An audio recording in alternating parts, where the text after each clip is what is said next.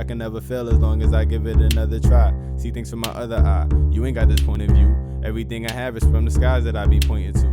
My journey is my journey. Like, I grew my life for my own reason and my own definition of it. Like, I have my own thing. So I want to know about other people's journeys. Like, why did you grow them? Or is it even a thing? Like do you care? Do you care? Do you care to grow them?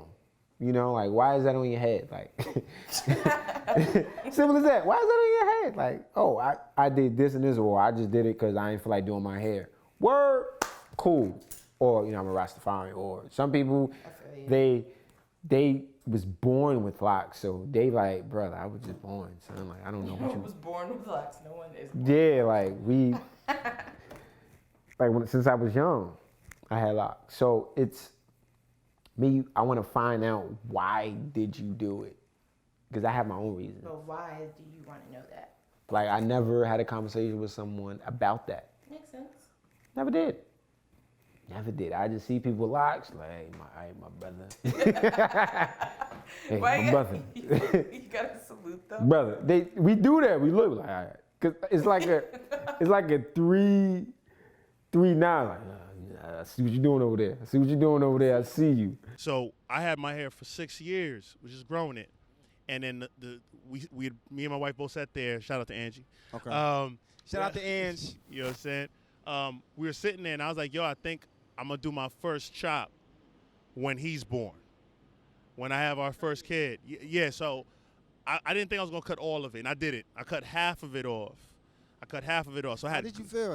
It was crazy. It was crazy because I had so much hang time. I had worked so long to get to that hang time because it was 6 years of growth. And then I chopped half of it off to grow it back with him. Mm-hmm. You know what I'm saying? And so it was interesting to go through that process, but again, it made sense. And then now to see him where he's at with his, to know that like we went through that together, it's super dope. How long did it take your hair to lock, Addison? Do you remember? Till I was 3. 3? Started at 3, right? Yeah. Yeah. Then how old are you now? 7. 7? And how do you feel about your locks? I think when I grow up, my hair is gonna be as long as my dad's. It's gonna be longer than your dad's? Woo! Hi, greetings everyone. Peace and love, kings and queens. My name is Kimberly Jones. I am the director of Lockfest NYC.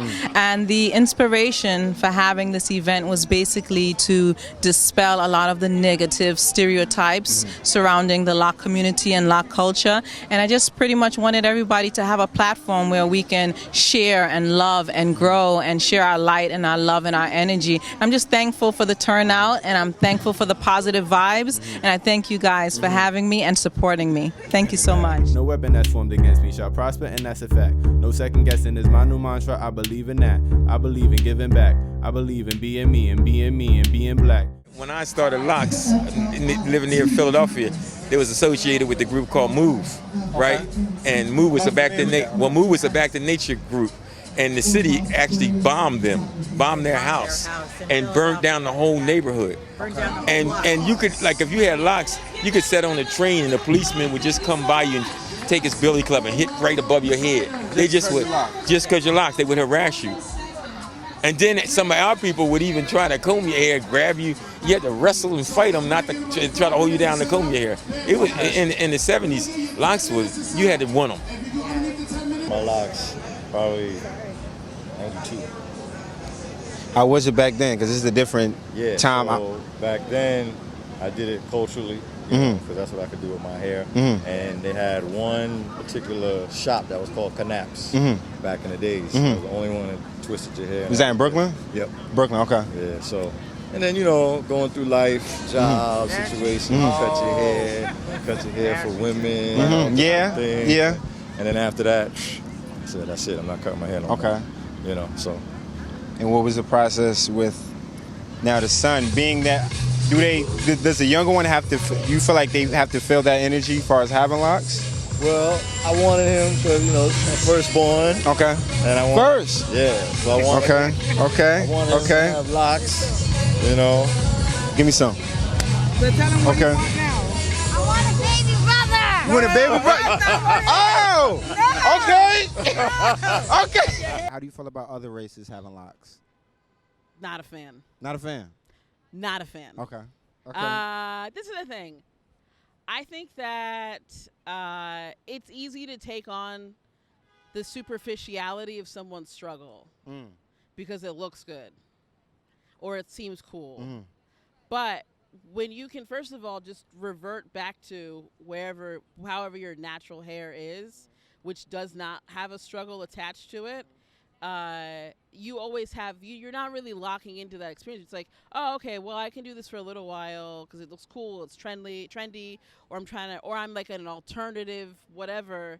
But then you always know, well, if I grow my hair out, I will still be accepted in mainstream society.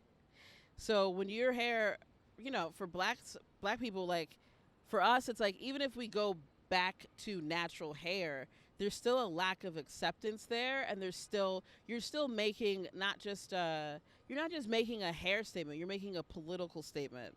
You're making a statement about self-acceptance, which isn't attached to when other races lock their hair. They're just doing it out of style or look. It's not a revolutionary act in some ways to be like, no, I do love how my hair is as it is. I do love my hair naturally, because that's already the status quo for other races. So I don't, to be honest, think that people understand and take on that struggle. I think it's just like, oh yeah, look, I'm doing this. It looks cool. Okay. And especially now with like lock extensions, forget it. Like everyone's fucking Captain Jack Sparrowing it up. So that's like much easier to be like, oh yeah, now I can just like put in lock extensions and then like just go back to whatever a month later, and it's like, all right, cool. I'm still, this is my hair. This is it. I'm still with the struggle. Okay. I'm still, there's still places in society where I can't move with my hair the way that it is. How do you feel about other races having locks? I'm cool with it. Okay. I'm cool. Like, God bless them, because it's hard when you in your head like OD straight. Like, white people with locks, I give it to them. You know how hard it got to be hard. So you working really hard.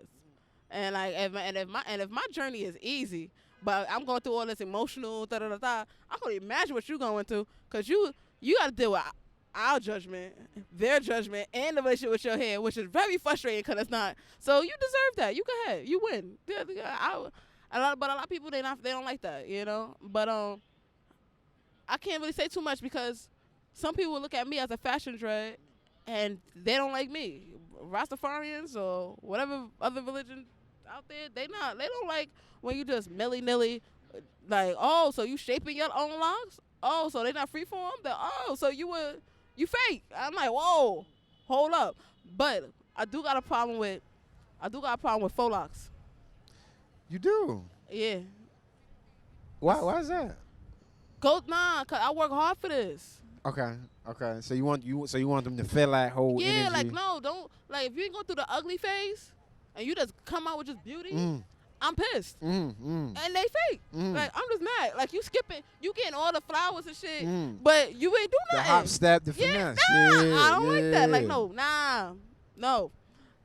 feel this. Or, like, you know what I mean? Like, I was in the gym, and now you just at the game. Like, just cool. Okay. I'm not cool with that. Do your thing, though. Do it for the gram, whatever. But it's deeper for me. Like, so I have a problem with that. Oh, that felt good to say out loud. T actually had locks as well. Oh, I did. And this lovely young woman combed them out for me. Ooh. Never again. And now I got one. She has one. Let me see it. It's actually locking though. Hey, got the dragon tails. Dragon tails.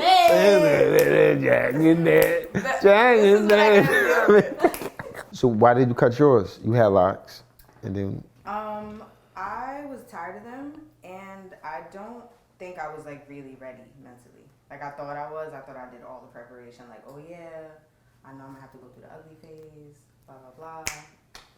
And then I was like, this is nice, but I miss a fro. I miss having freedom with it.